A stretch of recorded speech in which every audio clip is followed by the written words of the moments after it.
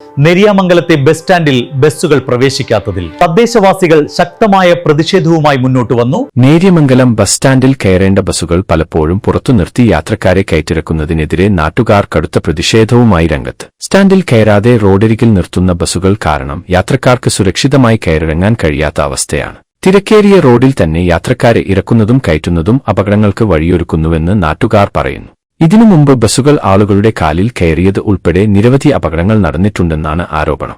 വർഷങ്ങളായി ഇവിടെ police aid post സ്ഥാപിക്കണമെന്ന ആവശ്യം ഉന്നയിച്ചിട്ടും യാതൊരു നടപടിയും ഉണ്ടായിട്ടില്ലെന്നതാണ് നാട്ടുകാരുടെ ആക്ഷേപം.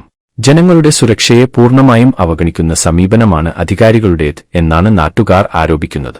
പ്രശ്നത്തിന് അടിയന്തര പരിഹാരം കാണാതെ പോകുന്ന പക്ഷം ശക്തമായ പ്രതിഷേധത്തിലേക്ക് കടക്കുമെന്ന് നാട്ടുകാർ മുന്നറിയിപ്പ് നൽകി. നേര്യമംഗലത്ത് പോലീസ് എയ്ഡ് പോസ്റ്റ് സ്ഥാപിക്കണമെന്നും ബസ്സുകൾ കൃത്യമായി സ്റ്റാൻഡിൽ കയറുന്നുവെന്ന് ഉറപ്പാക്കുകയും യാത്രക്കാരുടെ സുരക്ഷ ഉറപ്പുവരുത്തുന്നതിനായി അധികൃതർ ഉടൻ ഇടപെടണമെന്നും നാട്ടുകാർ ആവശ്യപ്പെട്ടു.